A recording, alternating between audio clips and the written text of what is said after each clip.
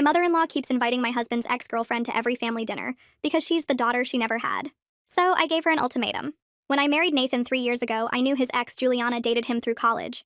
What I didn't know was that his mother, Linda, had basically adopted Juliana as her own daughter during those 4 years. Juliana and Nathan broke up 5 years before we met, but Linda never let go. She kept Juliana's photos on the mantle next to family pictures. Still had her listed as emergency contact at her doctor's office. Called her every Sunday night without fail. Nathan said it was harmless. His mom was just bad at letting people go. The first time I met Linda, she spent the entire lunch comparing me to Juliana. Juliana was taller. Juliana knew how to make Linda's famous pot roast. Juliana understood Linda's humor better. I smiled through it, figured she needed time to adjust.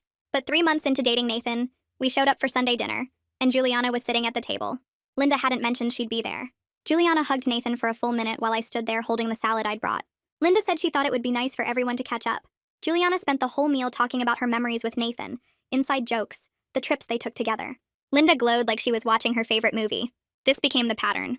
Every holiday, every birthday, every random Sunday, Juliana would mysteriously appear. She'd help Linda cook while I was told to relax in the living room. She'd sit in what Linda called her spot at the table. She knew where everything was in the house because she still had a key. Nathan would get uncomfortable but never said anything substantial to his mother. Just weak protests that Linda would wave away. After we got engaged, I thought it would stop. Instead, Linda threw us an engagement party and made Juliana the unofficial co-host. Juliana gave a speech about how she was so happy Nathan found someone, though nobody would ever know him like she did. Linda actually filmed it. At our wedding, Linda tried to seat Juliana at the family table. I had to threaten to leave my own reception before Nathan finally stepped in. Juliana still came as Linda's +1, wore a red dress that Linda helped her pick, and cried through our vows loud enough that you can hear it on the video. Last month was Thanksgiving. I cooked for 2 days, made everything from scratch. When we arrived at Linda's, Juliana was already there wearing an apron that said Chef Juliana, that Linda had custom made years ago. Linda announced Juliana had made her famous stuffing, and we'd be using that instead of mine. She literally took my dish and put it in the garage refrigerator for leftovers. I went to the bathroom and cried. Nathan followed me, said I was overreacting, that it was just stuffing. That's when I decided I was done being polite. At dinner, Linda started her usual routine of Juliana stories. How Juliana was so successful at her marketing job. How Juliana just bought a house nearby. How Juliana was thinking about freezing her eggs since she hadn't found the right man yet, with a pointed look at Nathan. Then Juliana mentioned she was planning a trip to Italy, the same trip she and Nathan had planned but never took. She turned to Nathan and said maybe they could finally do it, as friends, of course. Linda immediately suggested they should all go together, a family trip. That's when I stood up. I thanked Linda for proving that she'd never see me as family, that after 3 years of marriage, I was still just the woman who was keeping her son from Juliana. I turned to Juliana and said it was pathetic that she was still hanging around her ex's family, pretending she belonged there, that maybe she should find her own boyfriend's mother to cling to. Juliana started crying. Linda started yelling about disrespect. I kept going. Told Linda that she could keep choosing Juliana, but she'd be choosing her over her own grandchildren.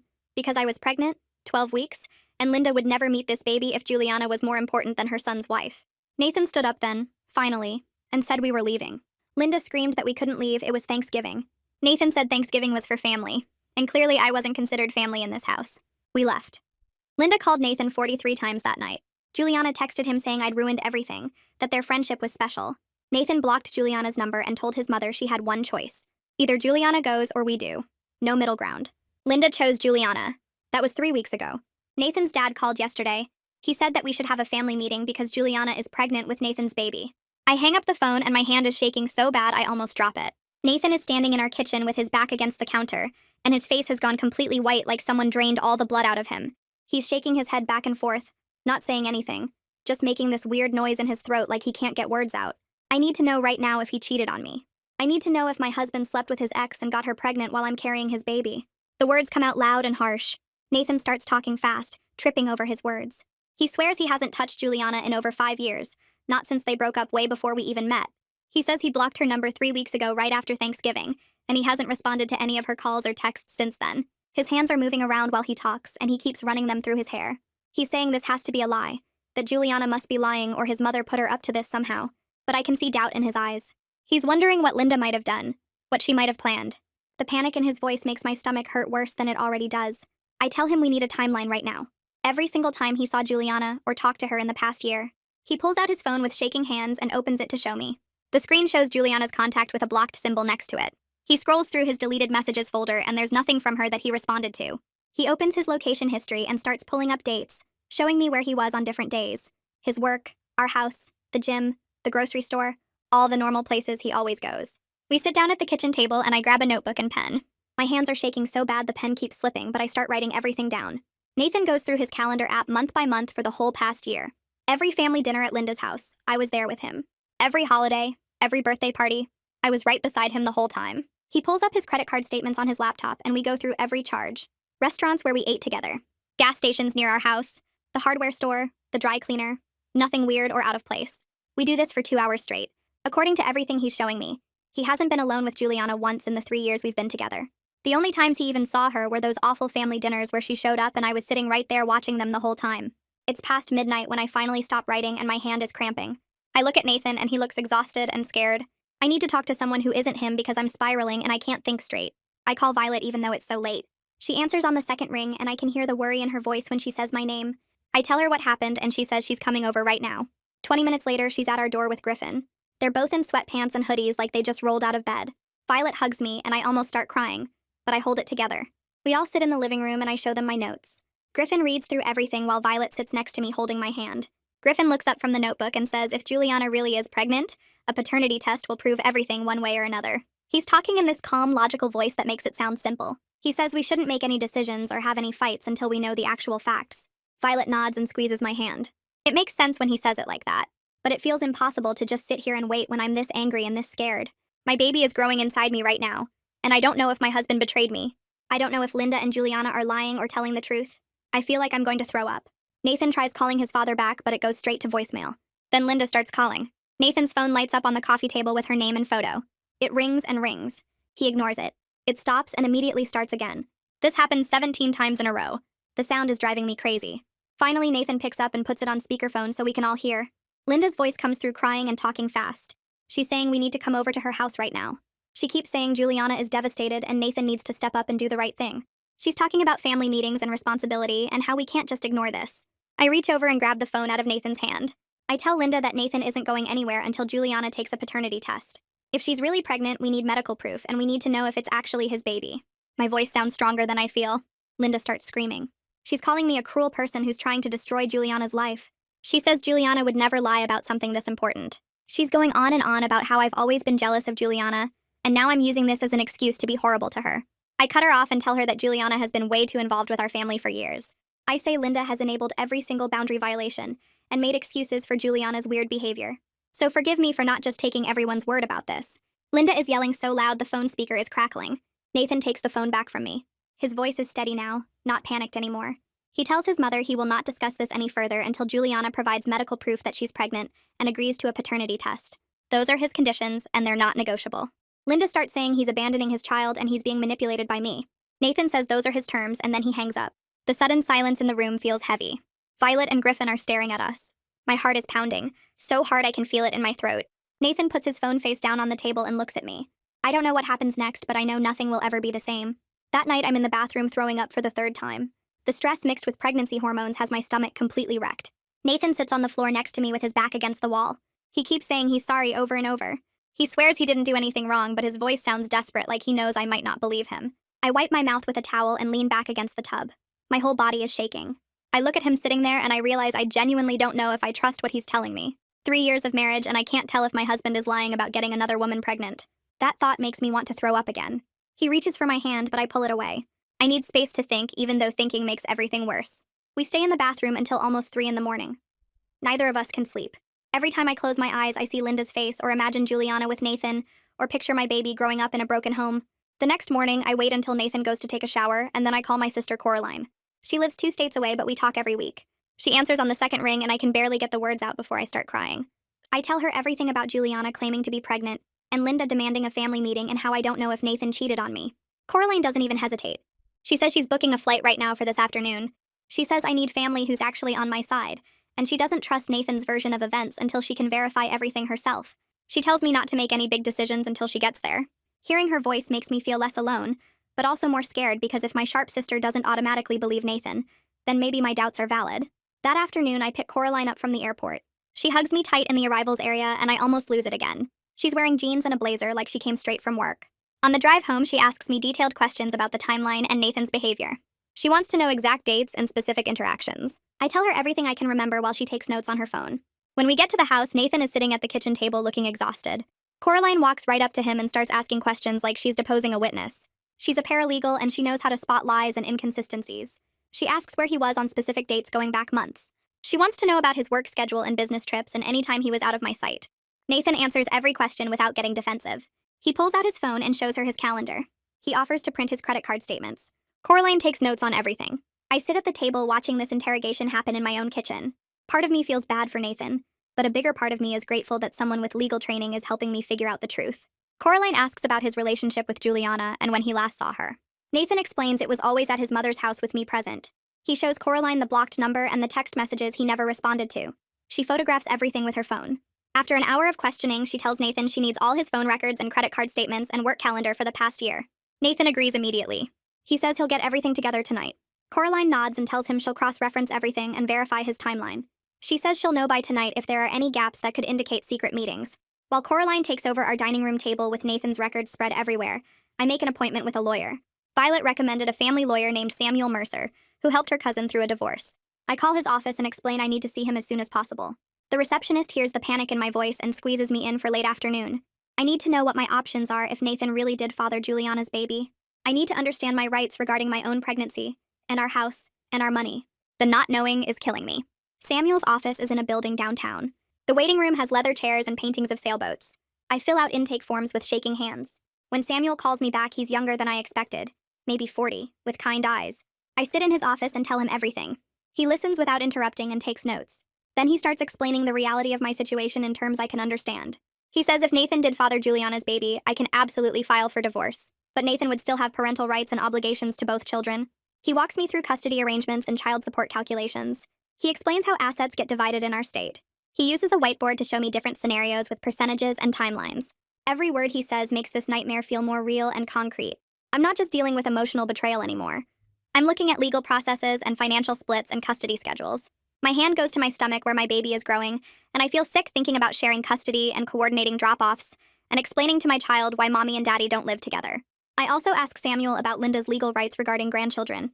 He leans back in his chair and explains that grandparent rights are pretty limited in our state. But Linda could potentially seek visitation if Nathan and I divorce. She'd have to prove it's in the child's best interest and that she has an established relationship. The thought of Linda having court-ordered access to my baby makes my stomach turn.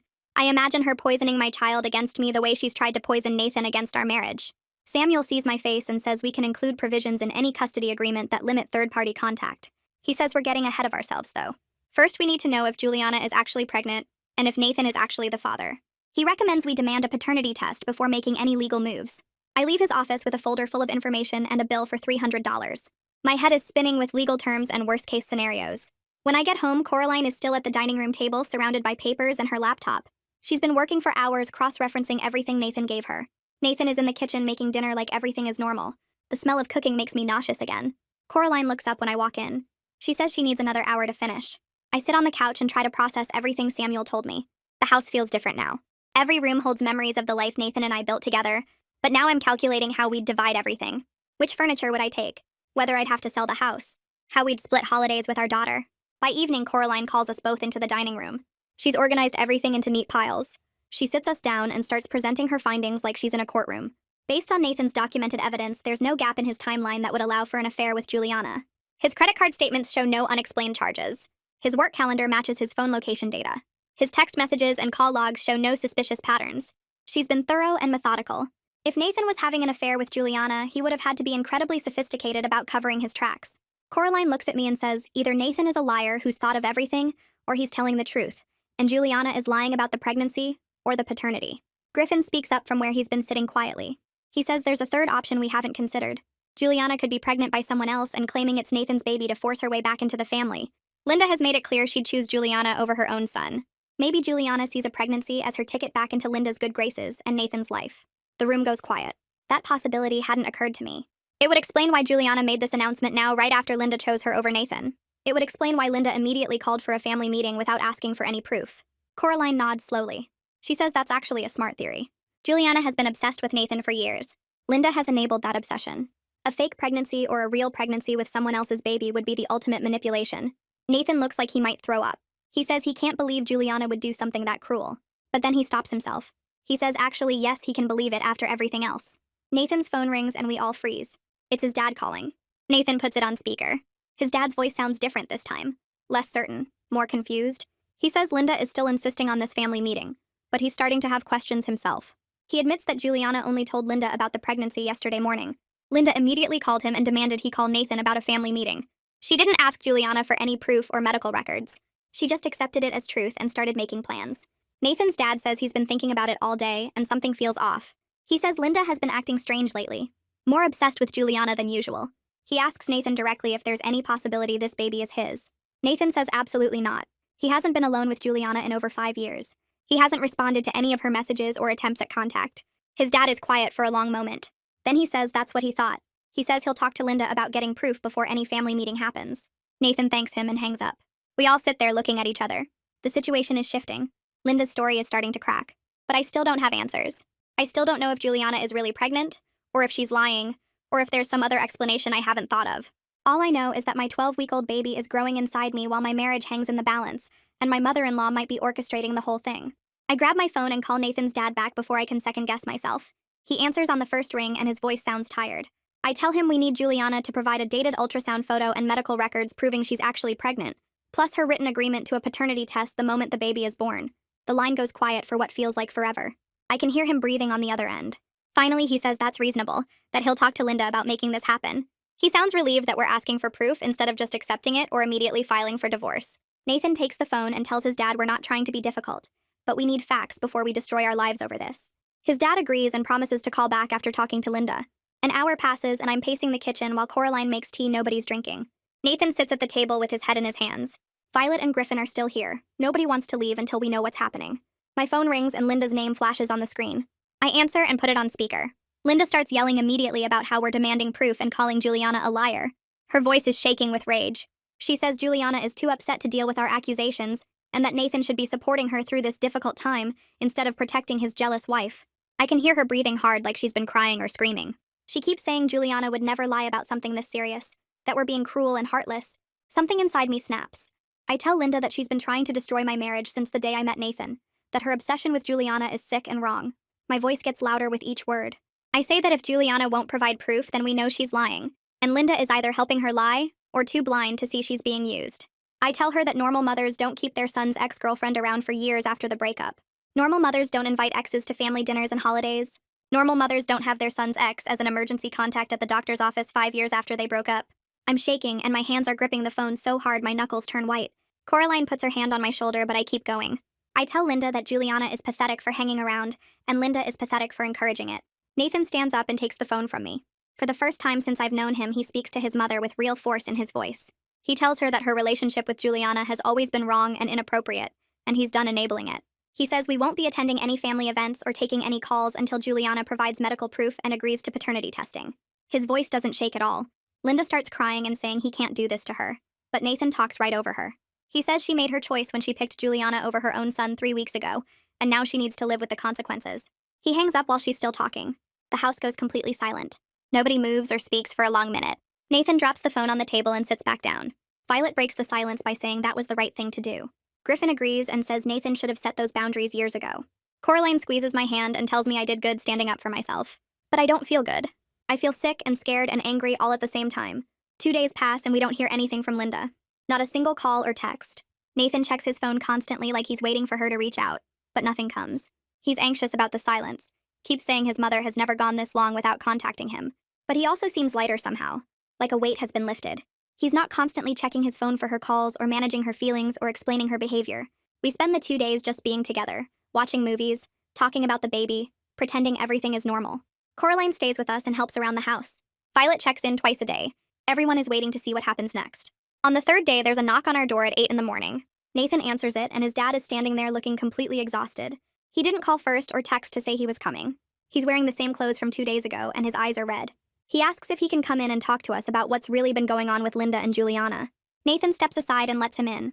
We all sit in the living room, and I can feel my heart pounding in my chest. His dad sits forward with his hands clasped between his knees and stares at the floor for a minute before he starts talking. He tells us that Linda has been giving Juliana money for years, thousands of dollars that she hid from him. He only found out when he started digging through their bank accounts after the pregnancy announcement. He discovered mysterious withdrawals going back at least 3 years, sometimes $500 at a time, sometimes more. He confronted Linda about it yesterday, and she admitted she'd been supporting Juliana financially because Juliana was struggling with her marketing job, and Linda wanted to help. But the amounts don't match what someone would need for basic help. It's enough money that they could have paid off their mortgage by now. Nathan's dad pulls out his phone and shows us the bank statements. There are highlighted withdrawals every few weeks for the past 3 years. The amounts vary, but they add up to over $40,000. I feel like I might throw up. Nathan just stares at the screen with his mouth open. His dad keeps talking. He says that Linda has been telling Juliana everything about Nathan's life, about our marriage, about our problems. Every argument we had, every stress, every private moment got reported back to Juliana like Linda was some kind of spy. Linda positioned herself as Juliana's mother and confidant while actively working to break up Nathan's marriage to me. Then Nathan's dad says the worst part.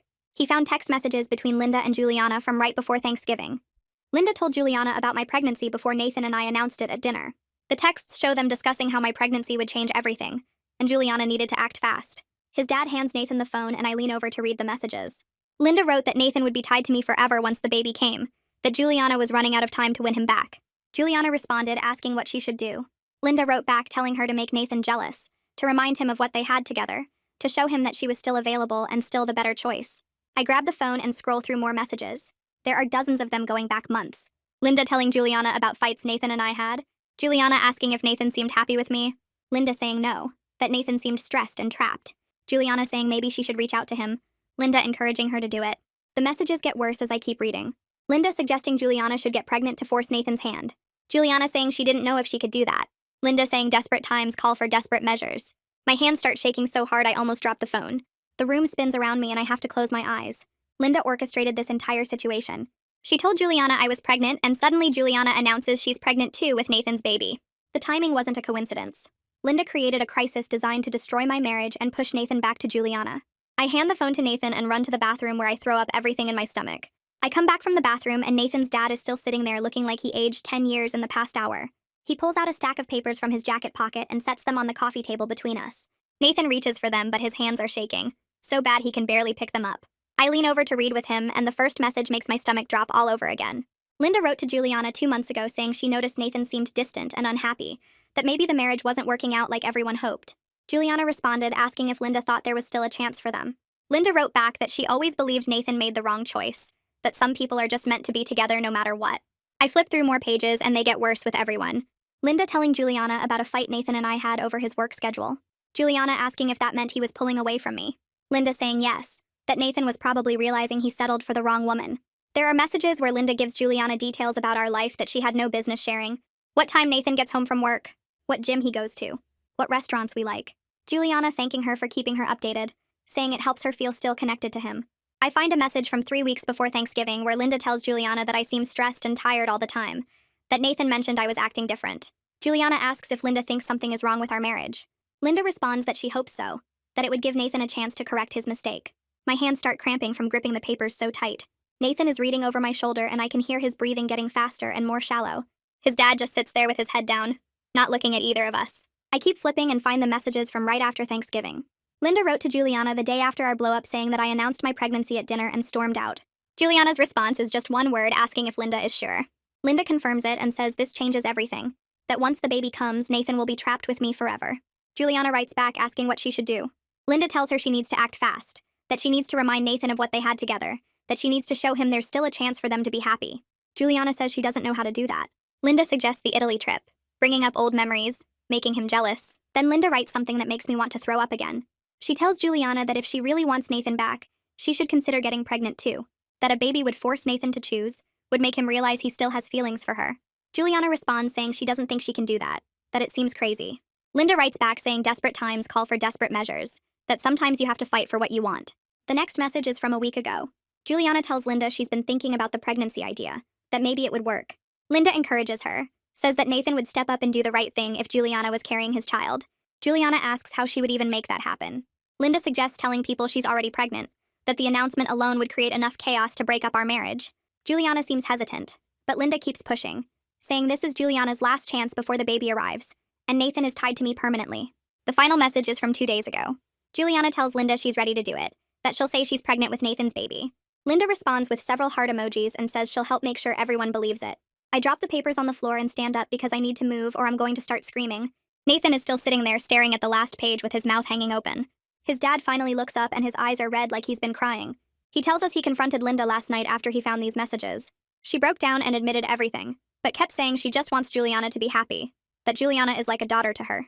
Nathan's dad told her that her obsession with Juliana has destroyed their relationship with their son. He said he's considering separation if she doesn't get serious therapy. Nathan makes a sound like all the air just left his body. His dad keeps talking, saying he should have seen how sick Linda's attachment to Juliana had become, that he enabled it by not standing up to her, by letting her keep Juliana in their lives long after the breakup. He apologizes to both of us, says he failed as a father and a husband by not protecting Nathan from this manipulation.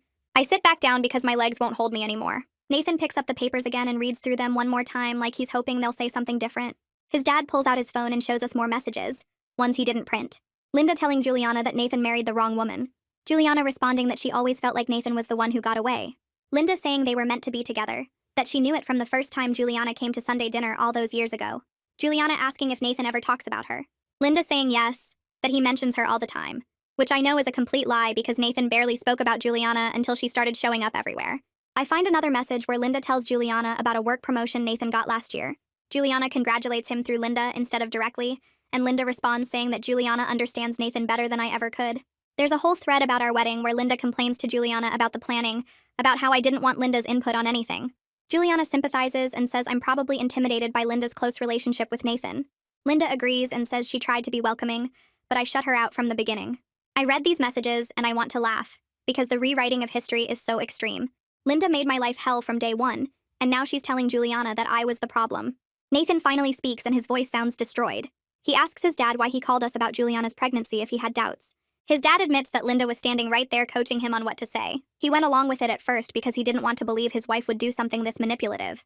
But his conscience has been eating at him since he made the call. So he went through their bank accounts and her phone and found all of this. He came over today to tell us the truth before things went any further. Nathan stands up and walks to the window. He stares out at the street for a long time before turning back to face his dad. He says he wants nothing to do with his mother until she gets serious professional help. That Linda has been emotionally abusive to me for years, and this fake pregnancy scheme is unforgivable. His dad nods and says he understands, that he doesn't blame Nathan for cutting contact.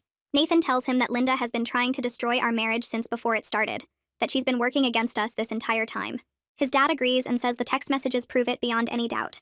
I pick up my phone and search for therapists in our area, because I can't handle this without professional help. I find one named Lucy Garrett who has good reviews and availability. I call her office and explain that I need an emergency appointment, that I'm dealing with family manipulation, and I'm pregnant, and I can't process this alone. The receptionist puts me on hold and comes back saying Lucy can fit me in tomorrow afternoon. I take the appointment and hang up. Nathan's dad gets ready to leave and tells us he's moving out of the house. He says he can't stay with Linda after seeing what she's done, that he needs space to figure out if their marriage can be saved. Nathan walks him to the door and they hug for a long time. After he leaves, Nathan comes back and sits next to me on the couch. He puts his head in his hands and I can see his shoulders shaking. I put my hand on his back, but I don't know what to say. We sit like that until it gets dark outside. The next morning, Nathan's phone rings while we're still in bed and he answers without checking who it is. His brother Mitch starts talking before Nathan can say hello, telling him he needs to hear what's been going on with Linda. Mitch says Linda called him 3 days ago asking him to talk sense into Nathan about Juliana's pregnancy, to convince him to do the right thing and support her. Mitch refused after he talked to their dad and heard our side of everything. He tells Nathan that he's been talking to other family members and several of them are starting to question Linda's version of events, especially after their dad confirmed there's no actual pregnancy and showed some of them the text messages. Nathan puts the phone on speaker so I can hear, and Mitch keeps going, saying their Aunt Karen and Uncle Tom are both questioning why Linda would lie about something this serious. Mitch sounds angry when he talks about how Linda tried to manipulate him into pressuring Nathan, like she's been doing to everyone for years, and he never saw it clearly until now. Nathan thanks him for calling and for believing us. And after they hang up, I feel this tiny bit of relief that at least one person in his family sees the truth. 2 hours later, I'm scrolling through social media while Nathan makes breakfast, and I see that Linda has posted something on her page. It's a vague message about how some children forget everything their parents sacrificed for them, how betrayal comes from the people you love most. She doesn't name us directly, but anyone who knows our situation will know exactly who she's talking about. I scroll through the comments and extended family members are already taking sides, some posting heart emojis and supportive messages, others asking what happened. Linda's friend posts something about ungrateful children who abandon their mothers, and Linda responds with a crying emoji. I feel my face getting hot as I read through more comments, watching Linda paint herself as the victim while making us look like terrible people. Nathan comes over and looks at my phone and his jaw gets tight when he sees what his mother is doing. I show him 3 more posts she made over the past hour, all with the same theme of betrayal and heartbreak, all carefully worded to make people feel sorry for her without actually explaining what happened. The comments keep coming, And I watch family members I barely know weighing in on our marriage and our choices based on Linda's manipulative half-truths. I call Samuel because I don't know what else to do, and I'm so angry I can barely think straight. He answers right away, and I tell him about Linda's social media campaign, how she's publicly dragging us without naming us directly. Samuel asks me to screenshot everything and send it to him, every post and every comment. He says not to respond to anything, not to engage with Linda or anyone defending her. Just document it all. I ask him if we can make her stop, and he says not really. She has the right to post on her own page, but if this escalates, we may need a restraining order. He explains that Linda's social media posts will actually help us prove a pattern of harassment if we need legal protection later. Samuel tells me to keep screenshots of everything with dates and times, and to note anyone who's participating in the harassment. I spend the next hour going through Linda's page and her friends' pages, taking screenshots of every post and comment related to us. There are 43 different posts or comments total, and I save them all in a folder on my phone. Nathan watches me do this, and I can see he's struggling with the idea that his mother is this vindictive, that she'd try to turn his whole family against us publicly. That afternoon, Nathan's phone buzzes with an email notification, and when he checks it, his face goes completely white. He shows me the screen, and it's from Juliana, a long email with the subject line that just says, "I'm sorry." Nathan opens it, and we read it together on the couch. Juliana writes that she's not pregnant, that she never was, and she's sorry for letting things go this far. She says Linda encouraged her to tell people she was pregnant, because it would force Nathan to face his true feelings, and she went along with it because she was desperate. The email goes on for paragraphs, and I feel sick reading Juliana's words about how she thought this would make Nathan realize he still loved her. She writes about how Linda made her believe that Nathan was unhappy in our marriage, that he talked about Juliana all the time, that he was just too loyal to leave me on his own. Juliana admits that Linda came up with the pregnancy idea after I announced I was pregnant at Thanksgiving, saying it would create a situation where Nathan would have to choose. I read the whole thing twice because I can't believe someone would actually admit to something this calculated and cruel. The email shifts from confession to justification about halfway through. Juliana writes that she never got over Nathan even though they broke up years ago, that seeing him with me made her realize what she lost. She says Linda made her believe he still loved her too, that all the family dinners and holidays where Linda were included, her were proof that she still belonged in Nathan's life. Juliana blames Linda for most of it, saying Linda fed her hope and encouragement for years, making her think reconciliation was possible. But then Juliana admits she knew what she was doing was wrong, that she knew she was crossing lines and hurting people. She writes that she let herself believe Linda's version of reality because it was what she wanted to hear, and she's sorry for the pain she caused. The email ends with Juliana saying she's moving away and won't contact Nathan again, that she hopes someday he can forgive her. I finish reading and look at Nathan, who's just staring at the screen like he can't process what he's seeing. He says he needs to show this to his family, that they need to see proof of what Linda and Juliana did. Nathan forwards Juliana's email to his entire family with a message at the top. He writes that this is proof of his mother's manipulation and Juliana's willing participation in a scheme to destroy his marriage. He says he's blocking both of them permanently, and anyone who defends their behavior will be blocked too. I watch him type the message and hit send, and within minutes his phone starts buzzing with responses. He opens the first few, and some people are apologizing, saying they should have questioned Linda's story instead of taking her word. His cousin writes that she's horrified and never would have believed Linda capable of something like this. But other messages defend Linda, saying she just wanted Nathan to be happy, that she couldn't have known Juliana would take things this far. Nathan's aunt writes that Linda has been through so much, and maybe we should have more compassion. I see Nathan's expression harden as he reads these responses, and he starts blocking people without even responding to their messages. He blocks his aunt who defended Linda, 2 cousins who made excuses, and a bunch of extended family members who liked Linda's social media posts. By the end of the day, he's blocked 15 people, including 2 aunts and a cousin he used to be close with. The responses keep coming over the next few days, and I can see the family splitting into clear sides. Some people reach out privately to apologize and offer support, saying they're cutting contact with Linda until she takes responsibility. Others double down on defending her, arguing that she's just a mother who loves her son and made a mistake. Nathan stops reading the messages after the first day and just blocks anyone who doesn't explicitly support us. I watch him do this without emotion, like he's finally accepted that some relationships can't be saved. His phone gets quieter as the blocks pile up, and eventually only a handful of family members are left who can still reach him. Mitch texts to say he's proud of Nathan for standing up to Linda, and their dad calls to say he supports our decision to cut contact with anyone who enables her behavior. But the silence from everyone else is loud, and I can tell Nathan is grieving the family he thought he had. At my 16-week checkup, the obstetrician takes my blood pressure 3 times because she doesn't like the numbers she's seeing. She asks me about stress in my life, and I almost laugh because where would I even start?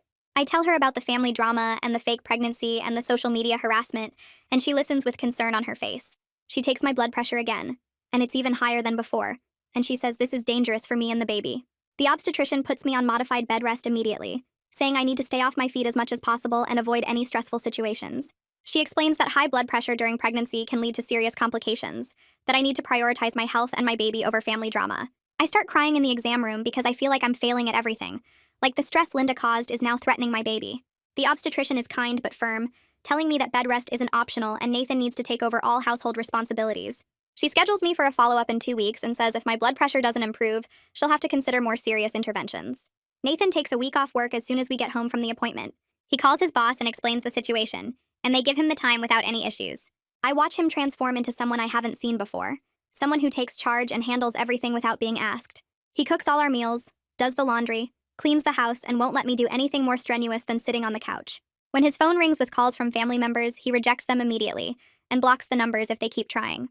He brings me water and snacks throughout the day, helps me to the bathroom when I need it, and sits with me while I rest. At night, he rubs my feet and tells me stories about the future, about our daughter and the life we're going to build away from his mother's chaos. I see him fiercely protecting me from any stressful calls or messages, screening everything before I see it, and I realize this is who he can be when he's not caught between me and Linda. He's choosing me and our baby completely, and for the first time since we got married, I feel like I'm actually his priority. Violet comes over every day to keep me company during bed rest. She brings magazines and snacks, sits with me on the couch, and helps me process everything that's happened. We talk about Linda's manipulation, Juliana's confession, the family members who chose sides, and how close I came to losing my marriage over someone else's obsession. Violet points out that while this situation is horrible, it's also revealed the truth about Linda that I can never unsee or excuse away. She says I spent 3 years trying to win Linda's approval and acceptance, but Linda never intended to give me either because she was always working toward getting Nathan back with Juliana. Violet helps me see that Linda's behavior was never about me being good enough or trying hard enough. It was about Linda's sick attachment to a relationship that ended years ago. We talk about boundaries and what my life will look like going forward without Linda in it, and Violet reminds me that I'm building my own family now with people who actually love and respect me. She stays for hours each day, and I'm grateful for her steady presence, for someone who sees the situation clearly and doesn't try to make excuses for anyone's behavior. A week into my bed rest, Nathan's dad calls and tells us he filed for legal separation from Linda that morning. He moved into a small apartment across town and had the papers served to her at the house. His voice sounds tired but steady when he explains that he's done enabling her behavior, that watching her try to destroy Nathan's marriage was the final thing he could tolerate. He says he wants to rebuild his relationship with Nathan, but he understands if we need time and space to process everything that's happened. Nathan thanks him, and they talk for a few more minutes about logistics and next steps. After hanging up, Nathan sits quiet for a long time before saying his dad should have done this years ago, but he's glad it's finally happening. 2 hours later, Linda calls Nathan's phone and she's sobbing so hard I can barely understand her through the speaker. She's begging Nathan to call his father and tell him this is all a big misunderstanding, that she didn't mean for things to go this far with Juliana. Nathan stays remarkably calm and tells her that she destroyed her own marriage by choosing Juliana over her own family repeatedly for years. He says she almost destroyed his marriage too, and he hopes she gets professional help, but he's done being her emotional support while she refuses to take responsibility. Linda starts screaming that I turned him against her, that he never would have abandoned his mother before he met me. Nathan hangs up without responding and blocks her number on his phone. The next morning, we get a certified letter from Juliana's lawyer, threatening to sue us for defamation over the email Nathan sent to the family exposing the fake pregnancy. The letter claims we damaged Juliana's reputation and caused her emotional distress by sharing private information. I immediately call Samuel and read him the letter over the phone. He tells me not to worry, that he'll handle it, and we should forward him the email thread. Samuel sends a response letter that same day, detailing Juliana's own written admission of the fake pregnancy in her email to Nathan. His letter offers to countersue Juliana for emotional distress, harassment, and the medical costs associated with my pregnancy complications caused by her manipulation. He includes documentation of my high blood pressure diagnosis and bed rest orders as evidence of harm. 3 days later, Samuel calls to tell us Juliana's lawyer dropped the defamation threat after seeing our evidence. He says the lawyer probably advised Juliana that she had no case and would likely lose badly if we countersued. A week after that, Mitch texts Nathan saying he heard through family members that Juliana moved to another state. Apparently, the fallout from everything was too much for her to handle, and Linda's support wasn't worth staying around for the public shame. Mitch says some family members feel bad for Juliana, but most people think she brought it on herself by going along with Linda's manipulation. Nathan forwards me the text, and we both feel relieved that Juliana is physically gone from our lives now. My next therapy session with Lucy focuses on working through my anger at Nathan for years of passive enabling. I tell Lucy that I understand his mother trained him to doubt himself and prioritize her feelings, but I'm still mad that he let me suffer through so much before finally standing up. Lucy helps me see that my anger is valid, but also that Nathan is actively changing his behavior now when it matters most. She suggests Nathan join me for couples therapy sessions so we can work through this together with professional guidance. Nathan agrees immediately when I ask him that evening. In our first joint session, Lucy asks Nathan to articulate what his mother's manipulation did to him over the years. He struggles at first, but then explains how Linda trained him from childhood to doubt his own perceptions and feelings. He says she would tell him his memories were wrong, his emotions were overreactions, his boundaries were selfish. By the time he was an adult, he automatically questioned himself whenever someone challenged him, especially his mother. Lucy points out that this is textbook emotional abuse and gaslighting, that Linda systematically destroyed Nathan's ability to trust himself, so he'd always defer to her judgment. Nathan starts crying during the session and admits he feels like he failed me by not protecting me from his mother sooner. I reach over and hold his hand while Lucy guides us through processing these feelings together. Over the next few weeks, Lucy helps Nathan write a letter to his mother, setting clear boundaries for any future relationship. The letter states that he's willing to have supervised contact with her after she completes 6 months of therapy with a licensed professional. It says she needs to provide proof of ongoing treatment and write me a genuine apology that takes responsibility for her actions without blaming anyone else. Nathan reads me multiple drafts, and we work on the wording together until it feels right. He mails the letter to Linda's house with delivery confirmation so we know she received it. Linda's response arrives 10 days later, and it's 3 pages of nasty accusations. She blames me for turning Nathan against her and poisoning his mind with lies about her relationship with Juliana. She writes that she'll never apologize for loving Juliana like the daughter she always wanted, and that I should be grateful she's willing to tolerate me as Nathan's wife. The letter says Nathan is betraying his family by choosing me over his own mother, and she hopes he realizes his mistake before it's too late. Nathan reads the entire thing out loud to me, then sighs deeply and puts it in a folder with all the other documentation we've been keeping. He labels the folder clearly in case we ever need to file for a restraining order against her. At my 20-week checkup, the obstetrician checks my blood pressure multiple times and smiles when she tells me it's back in the normal range. She says the baby is healthy and developing right on schedule despite everything I went through in the first half of pregnancy. She clears me to come off bed rest and return to normal activities, though she warns me to still avoid excessive stress and take breaks when I need them. I cry happy tears in the exam room because I was so scared the stress had permanently damaged something. Nathan's dad starts coming over for Sunday dinners after I'm off bed rest. The first dinner is awkward because we're all figuring out how to relate to each other without Linda there. He brings a stuffed elephant for the baby and apologizes again for not standing up to Linda sooner. Over the following weeks, we slowly build a real relationship with him separate from Linda's influence. He tells us stories about Nathan's childhood that focus on happy memories and funny moments instead of Linda's manipulation. I see where Nathan got his kindness and his quiet strength, the parts of him that aren't damaged by his mother's abuse. Nathan's dad brings baby gifts every week and asks thoughtful questions about our plans for parenting. At 6 months pregnant, we plan a small gender reveal party, with just the people who supported us through everything. Violet and Griffin come over early to help set up decorations in our backyard. Coraline flies in for the weekend and brings a huge gift basket of baby supplies. Nathan's dad arrives with Mitch, and they both look excited to finally know if it's a boy or girl. We decided to do the powder cannon reveal because it seemed fun and simple. Nathan and I stand together in the middle of the yard while everyone counts down. We pull the string at the same time, and pink powder explodes into the air around us. Nathan starts crying immediately, happy tears streaming down his face while he hugs me tight. His dad walks over and hugs Nathan while telling him he's going to be an amazing father to his little girl. Mitch claps Nathan on the back and jokes about how Nathan will need to learn to do hair and tea parties. Violet hugs me and whispers that this baby girl is going to be so loved and protected. We spend the rest of the afternoon celebrating with the people who actually matter, the ones who chose to support our family instead of Linda's dysfunction. I watch Nathan laughing with his dad and brother, talking about his daughter with pure joy on his face, and I feel grateful that we survived Linda's attempts to destroy us. The week after the gender reveal, Nathan makes an appointment with Samuel to update all our legal documents. We sit in Samuel's office while he walks us through emergency contact forms and medical directive paperwork.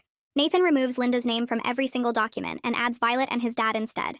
Samuel pulls up the will Nathan made years ago when he first started his career, and we go through it line by line. There's a section about guardianship if something happens to both of us, and Linda's name is listed as primary guardian. Nathan physically flinches when he sees it written there. Samuel types up new language that specifically excludes Linda from any custody or guardianship rights. He makes it ironclad with legal terms I don't fully understand, but trust completely. Nathan signs everything without hesitation, and I watch him systematically erase his mother from our legal life. When we leave Samuel's office, Nathan puts his hand on my belly and promises our daughter that she'll always be protected from Linda's manipulation. That weekend, we start setting up the nursery in the spare bedroom. Nathan moves all the storage boxes to the garage and paints the walls a soft yellow color we picked together. He assembles the crib following the instructions carefully, doesn't get frustrated when parts don't fit right away. I organize baby clothes by size while he puts together the changing table and dresser. He hangs curtains and installs the baby monitor, testing it multiple times to make sure it works perfectly. Every evening after work, Nathan comes home and heads straight to the nursery to work on something. He reads pregnancy books during his lunch breaks and highlights sections about newborn care. He signs us up for parenting classes at the hospital and shows up to every single session, takes detailed notes, asks thoughtful questions. At night, he talks to my belly, tells our daughter about his day, reads her children's books in different funny voices that make me laugh. He's present in a way he never was before, fully engaged instead of just going through the motions. I watch him become the father our daughter needs, and the partner I always hoped he could be. 3 weeks later, I'm folding laundry in the living room when the doorbell rings. Nathan's closer to the door, so he answers it while I continue sorting tiny baby socks. I hear Linda's voice on the front porch saying she just wants to talk, that this has gone on long enough. Nathan's response is calm and firm. He tells her she's trespassing on our property, and she needs to leave immediately. Linda starts crying, saying she's his mother, and she deserves to be heard. Nathan repeats that she's trespassing and closes the door in her face. I walk to the window and peek through the curtains. Linda stands on our porch sobbing, her hands pressed against the door like she's trying to push her way inside. She stays there for exactly 20 minutes while Nathan and I sit on the couch in silence. Finally, she walks back to her car, gets in, and drives away. Nathan immediately calls Samuel and describes what happened. Samuel says this is the pattern of harassment we need to file for a restraining order. The next morning, we go to the courthouse and fill out the paperwork. We bring copies of all Linda's texts, the threatening letter, documentation of her showing up unannounced. The judge reviews everything and grants a temporary restraining order that same day. Linda is legally required to stay at least 500 feet away from us and our home. When we get home with the signed order, I feel like I can breathe properly for the first time in months. The legal protection gives me peace of mind that Linda can't just show up whenever she wants. 2 weeks after the restraining order is served, Nathan's dad calls and asks if he can come over to talk. He arrives looking tired and sits at our kitchen table with coffee. Neither of us made strong enough. He tells us Linda did start therapy after she was served with the restraining order. Her therapist is trying to help her understand boundaries and take responsibility for her actions. But according to Nathan's dad, Linda spends most of her therapy sessions blaming everyone else for her problems. She blames me for turning Nathan against her. She blames Nathan for choosing his wife over his mother. She blames Nathan's dad for not supporting her relationship with Juliana. She refuses to acknowledge that her own choices led to this situation. Nathan's dad says he's done waiting for Linda to change. He filed for divorce last week and moved his belongings out of their house into his apartment. He can't live with someone who refuses to take responsibility for the damage they caused to their own family. 30 weeks pregnant, I'm sitting in the nursery folding more baby clothes when something shifts inside me. I realize I've forgiven Nathan for his role in this whole mess. He's proven through consistent action over months that he's chosen me and our daughter. He's become the partner I needed him to be all along. He set boundaries with his mother and maintained them even when it was hard. He protected me when I was vulnerable and put our family first. I'm not saying the past didn't hurt or that I've forgotten how long it took him to stand up to Linda, but I can see how hard he's worked to change, to be better, to build the life we both want. That night, I tell Nathan I've forgiven him, and he cries while holding me. A few days later, we're discussing baby names, and Nathan suggests several names from his family. His grandmother's name, his aunt's name, traditional names that have meaning on his side. I listen to all his suggestions, and then I tell him I want to name our daughter after my grandmother instead. Her name was Rose, and she was the kindest, strongest woman I ever knew. Nathan is quiet for a minute, and then he smiles and says, Rose is perfect. It's a small thing, but it feels important. Starting our own family traditions separate from Linda's influence and expectations. We're declaring our independence from the dysfunction that defined Nathan's childhood. Our daughter will have a name that represents love and strength, not obligation and manipulation. Mitch calls a week later and offers to throw us a baby shower. He says he wants to do something special for us after everything we've been through. He carefully vets the guest list with us, making sure every single person invited supported us through the crisis with Linda. The shower ends up being smaller than we originally planned, but it's filled with people who genuinely love us and respect our boundaries. Violet and Griffin come early to help set up. Coraline flies in again. Nathan's dad brings thoughtful gifts and tells stories about Nathan as a baby. Mitch decorates with pink balloons and makes a ridiculous diaper cake that's taller than me. Everyone there knows what we survived, and they celebrate with us not just the baby, but the family we're building based on honesty and healthy boundaries. At 34 weeks, Nathan's dad asks if he can be in the delivery room when our daughter is born. Nathan and I discuss it privately for a long time. We agree he can be in the waiting room, but only Nathan will be with me during delivery. We're building trust with Nathan's dad slowly, but I need to protect my most vulnerable moments carefully. He understands completely and says he's grateful to be included at all.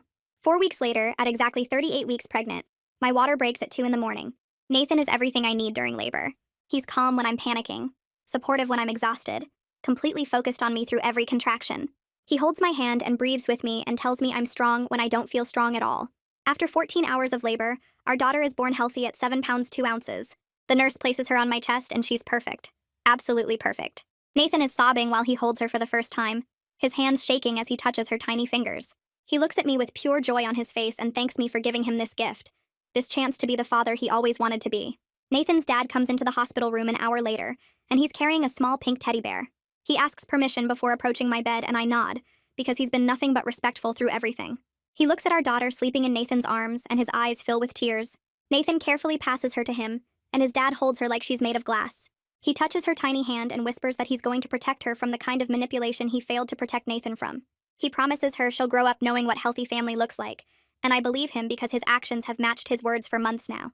He stays for 20 minutes, then leaves so we can rest, and I feel hopeful about having him in our daughter's life. 3 months pass, and our daughter is doing great. She's sleeping better, growing fast, and Nathan is the kind of dad I always hoped he'd be.